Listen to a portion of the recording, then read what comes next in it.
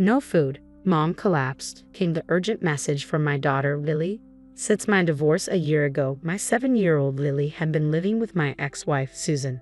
Today, Lily called to tell me that Susan had become dangerously thin and had been hospitalized. Lily, what's happening? I send $2,000 every month. Why? Daddy, please help Mom. The desperation in my daughter's voice spurred me into action. I left work early and rushed to the hospital where Susan had been admitted, praying for their safety as I hurried into a taxi. Upon arriving, I found my daughter in tears beside my mother-in-law. Susan lay in bed with her eyes closed, appearing to be asleep. How is Susan, Mother? I asked anxiously. It's a mess. Hospitalized for malnutrition. Pills are piling up. Malnutrition. She said she was on a diet and hardly ate. I told her many times to eat more. I couldn't believe she had neglected her health to this extent. Daddy, will Mom be okay? Lily's voice trembled with worry. Yes, sweetheart, she'll be fine. She just needs to rest in the hospital and soon everything will be back to normal. Really? Lily clung to me, her tears quieting as she took comfort in my reassurance. A faint smile appeared on her face, but as I held her, I noticed something unsettling. Has Lily lost weight too? I wondered. That's normal for kids during growth spurts, my mother-in-law said, trying to ease my concern. Is that so? I deeply regretted how ignorant I had been of the well-being of Susan and my daughter. Reflecting on our past, I realized I was the cause of our divorce. Back then, as a salesman in a major corporation, I was so busy that I could hardly come home. I left everything about the house and our daughter to Susan, neglecting my responsibilities as a husband and father. This neglect made Susan deeply upset, leading her to ask for a divorce. After the divorce, Susan and Lily moved back to her parents' home, where her father and stepmother lived. Her parents, who had married later in life, feared being alone in old age, so they welcomed Susan and Lily warmly despite Susan's worries about being a burden. Out of my own will, I sent them $2,000 every month, hoping they would live comfortably. Feeling responsible for our divorce, I decided to do everything I could to support them. Initially, our relationship after the divorce was not bad. We often contacted each other, and I kept up with news about my daughter, who had just started grade school. However, in the past 6 months, I had been so busy that I lost touch with my ex-wife. I couldn't help but wonder what had happened to Susan during this period. As I looked at Susan lying on the bed, emaciated, I was deep in thought, filled with regret and concern for her well-being. Isn't this a bit extreme for a diet? I wonder why she felt the need to lose so much weight. Well, who knows? Maybe she found someone she likes. She's still young, after all. James, you can go home. I'll take care of Susan. All right, I'll head home for today. Mother, it must be hard staying with her. How about Lily? She can come to my place. Ha! Really? I want to go, Lily said, happily squeezing my hand. My mother-in-law immediately responded, I'll take care of Lily here. You're busy with work, James, and she needs to go to school. But Lily says she wants to go. I can drop her off and pick her up from school. You're busy with work, and it's difficult for you to take care of her. Plus, you don't even have custody over her. Her reasoning left me at a loss for words. I see. In that case, when she wakes up, could you ask Susan if she'll let me take care of Lily while she's hospitalized? Regardless of what you say, she's still my daughter. Apologizing to my disappointed daughter, I bowed to my mother-in-law and left the room. Looking back, I regretted not insisting on taking Lily home with me right then. Several days passed since Susan was hospitalized. One evening, after work, I returned home to an unexpected sight. My daughter was there. Lily, did you come here all by yourself? Daddy, she said, looking up at me anxiously. Lily was dressed in the same worn-out clothes she had on at the hospital. A faded t-shirt, scuffed shoes, and her hair, clearly self-tied, was in disarray. It was the same discomfort I felt back in the hospital room. At that moment, consumed by concern for Susan, I hadn't paid much attention, but now, the realization hit me like a wave of failure as a father. Inviting Lily into the house, I offered her a cup of hot milk. Doesn't your mom buy you new clothes or shoes? No, it's not like that. Lily shook her head, seeming to struggle with her words as she looked down. I've been working hard, sending money so you and Mom could live comfortably. Has it not been enough? Dad, that's not it. Lily's voice trembled, her eyes brimming with tears. I placed a comforting hand on her back, silently urging her to speak. After a moment, she seemed to gather herself. taking the deep breath. Grandma does mean things to me and Mom. She barely lets us eat. No way. Is that really true about Grandma? It's true. I manage because I get lunch at school, but Mom's always hungry. That's why she collapsed. And Grandma goes out every night, and when she comes back in the morning, she always badmouths me and Mom. Since we moved in with Grandma, Mom has been treated like a servant every day.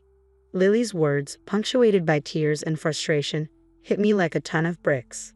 Could Susan's malnutrition be caused by her own mother? How could this happen? If I had stayed in contact, maybe I could have prevented this. Feeling a mix of frustration and helplessness, I bit my lip only to feel a small, warm hand gently touch mine. Dad, don't cry. My heart clenched as Lily bravely smiled at me, holding back her own tears. With her encouragement, I resolved to help my ex-wife and daughter. About a week later, I received a call from the hospital about Susan's scheduled discharge. Normally, the in-laws would have been the first to be informed, but I had made arrangements with the hospital to prevent that. I had become suspicious of my mother-in-law, noticing how she always obstructed my visits with Susan and limited our communication. Her incessant calls, even when Lily was staying with me, coupled with Lily's troubling stories, convinced me that something was amiss. So, I decided to take Susan directly to my house on the day of her discharge without informing my mother-in-law.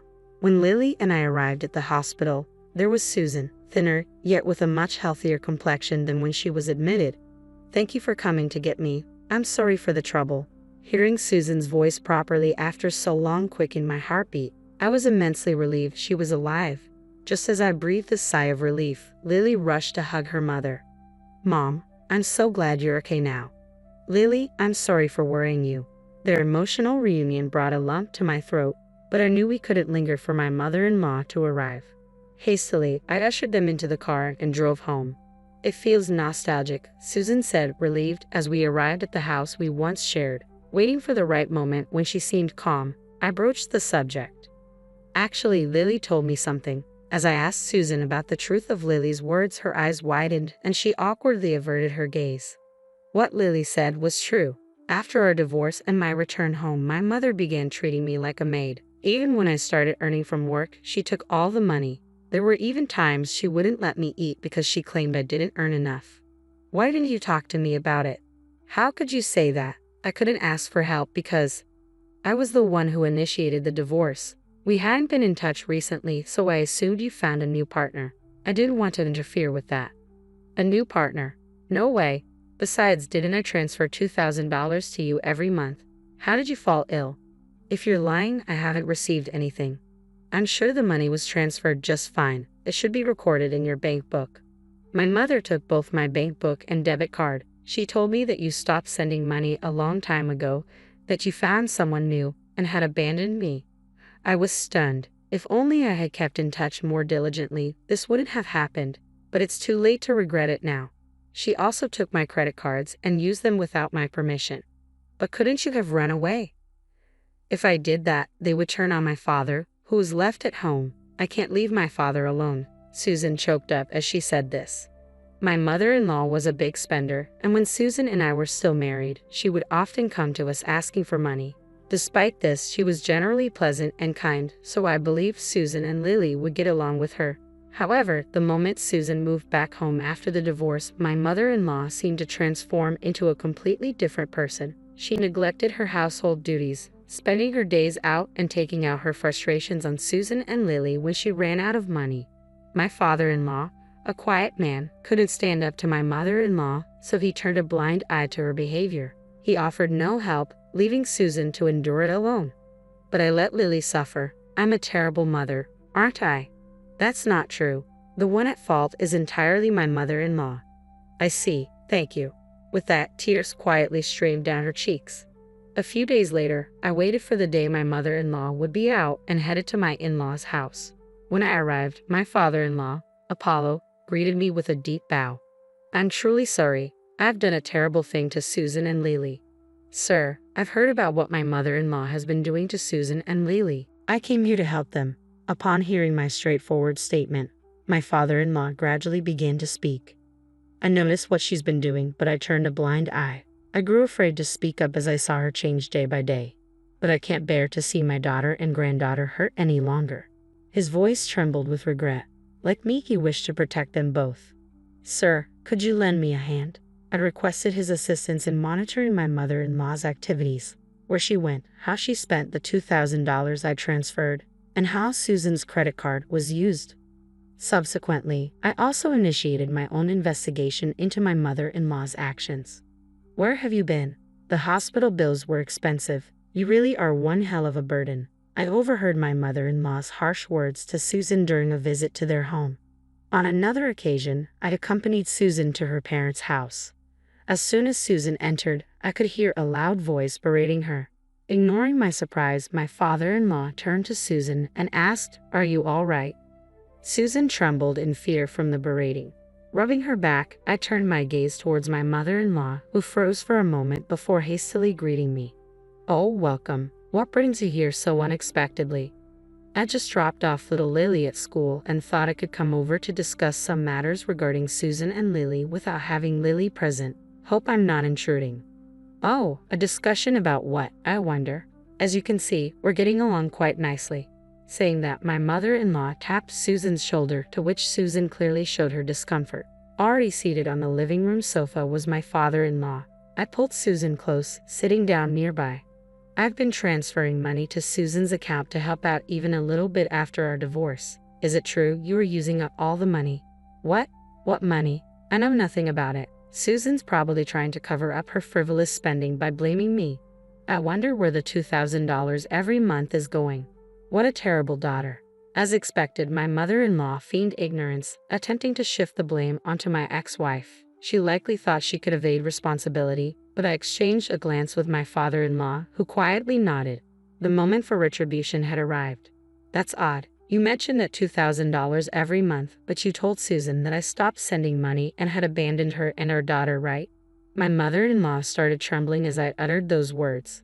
"That's what I heard from Susan. I didn't have control of my bank books or cards. You took them all. I couldn't possibly know about it. Besides, you've been using my credit card too, haven't you?" "I've received the receipts." "What exactly have you been using Susan's credit card and the $2,000 you receive every month for, mother-in-law?"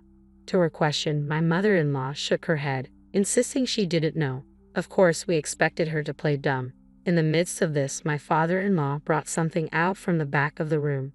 "Stop lying anymore." "What do you mean? Do you suspect me as well?" To my enraged mother-in-law, my father-in-law pulled out a few photos.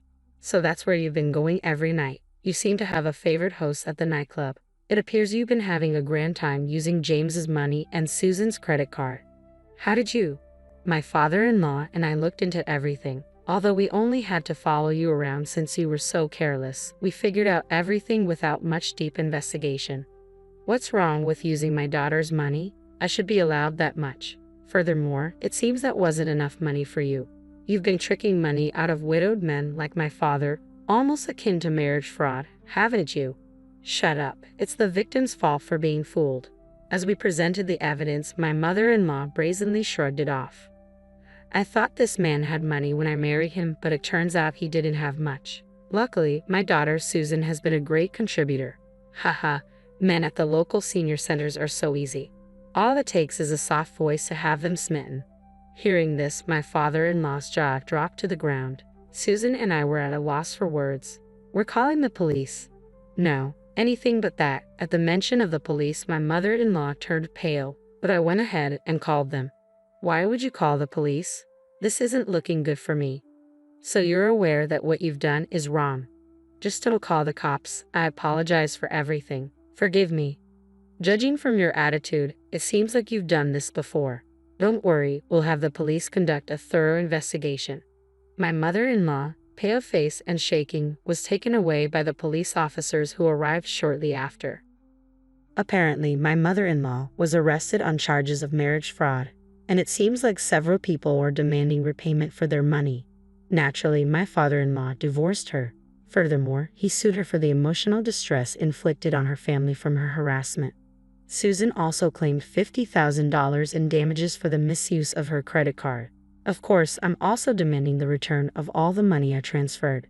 My mother-in-law, now behind bars, doesn't seem to have an easy life waiting for her when she's out. As for me, afterward, "Susan, please marry me again." This time, I'll protect you and our daughter. I won't make you cry anymore."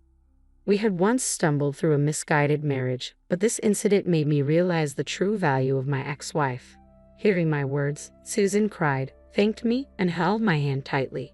Now, our family is embarking on a fresh start. This time, I will safeguard this happiness with all my heart.